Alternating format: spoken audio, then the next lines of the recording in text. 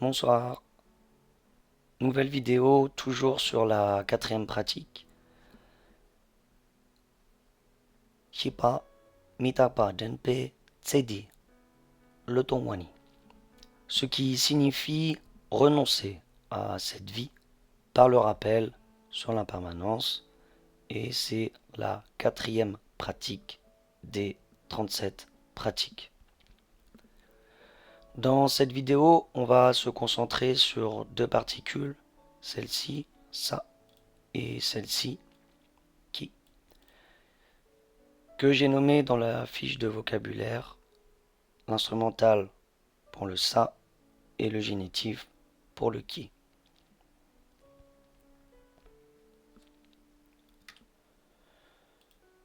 Nous allons voir le détail. Ici, nous avons le iden. Et le iden a un mode d'écriture comme les autres particules. Et nous sommes dans ce cas après une syllabe sans suffixe.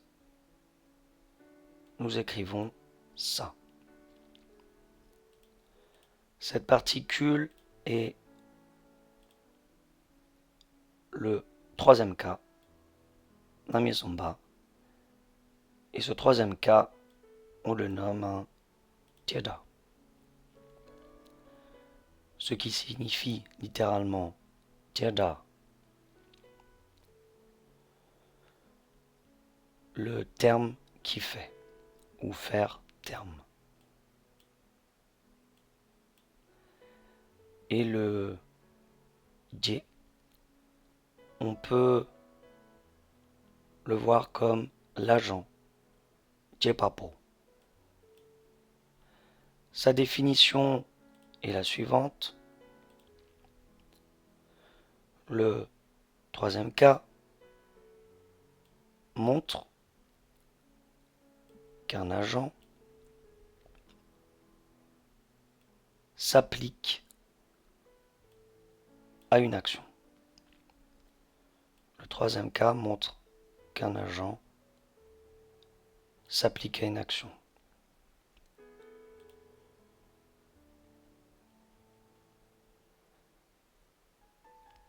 Dans le texte, nous sommes dans le cas du Teda marque l'instrument. On parle de Djepapo Pelwa, d'agent secondaire. Ici, nous avons un exemple. Le bûcheron coupe le bois avec la hache. Ici, nous avons un iden, Kayataka Gigoki Saki. Et donc nous sommes dans ce cas-là, le cas du Djepaposo, l'agent principal, où on marque l'agent, la particule marque l'agent.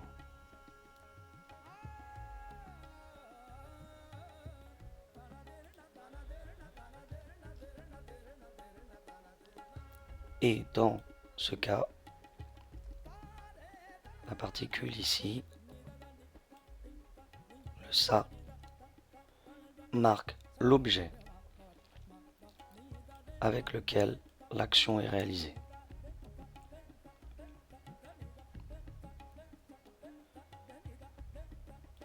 Si nous revenons au texte,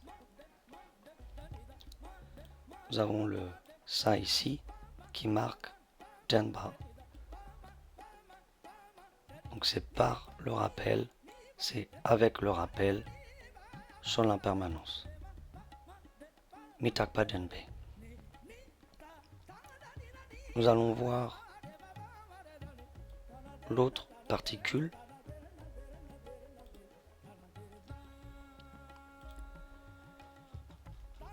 L'autre particule est aussi un hidden. Et cette fois-ci, elle indique le sixième cas. Namir Jokpa. On appelle Telda. Jalwa signifie relier et Da le terme. C'est donc le terme qui relie.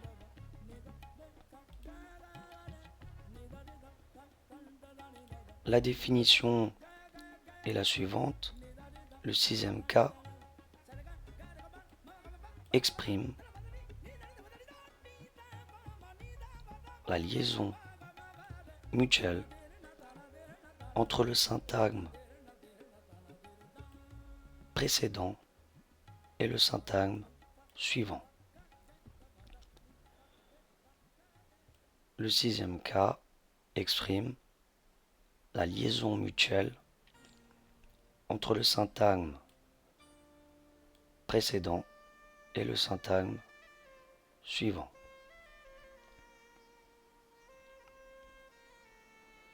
La structure est donc la suivante.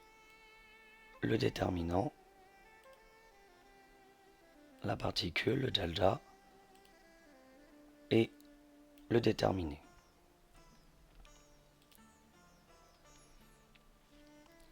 Pour donner quelques exemples,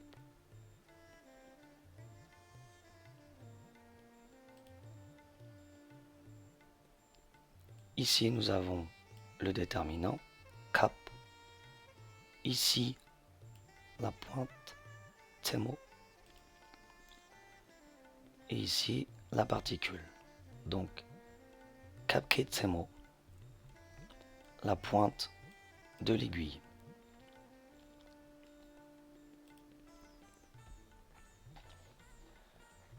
Si nous prenons un autre exemple, ici nous avons écrit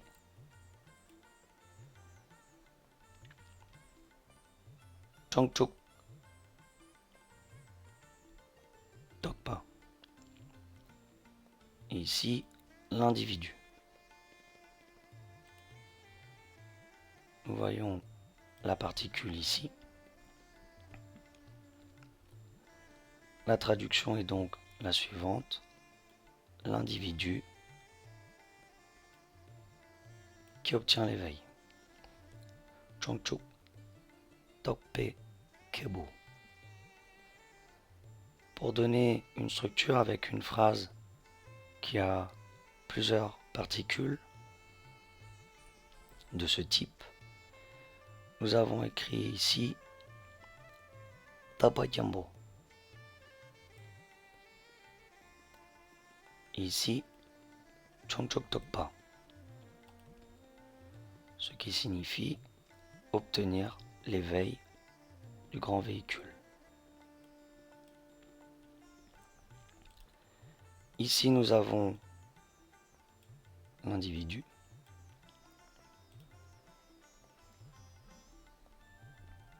la particule,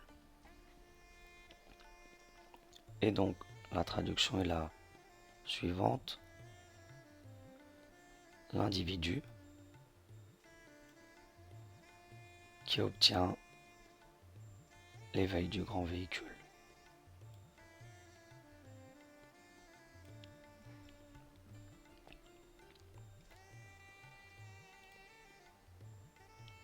Si nous revenons au texte, ici il y a écrit Jok.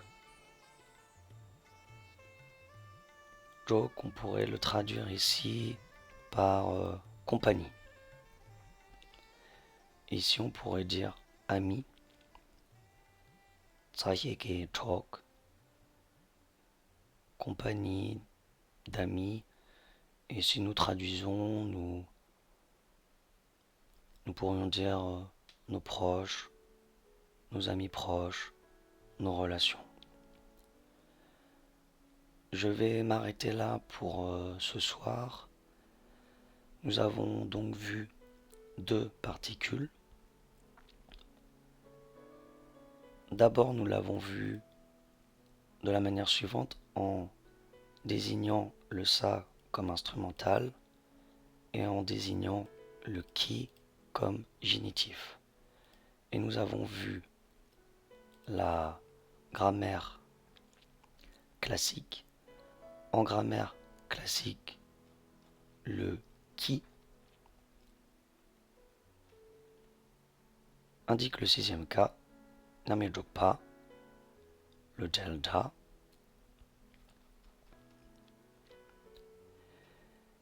et le sa indique le troisième cas, Namezomba, le theta.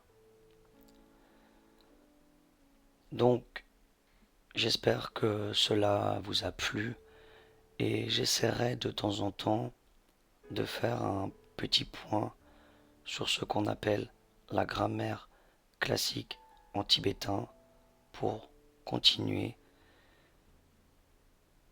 l'explication du texte que nous étudions, c'est-à-dire les 37 pratiques des bodhisattvas. Je vais vous souhaiter une bonne soirée, une bonne étude, et je vais vous dire à bientôt. Et n'oubliez pas, sur le petit rond, abonnez-vous.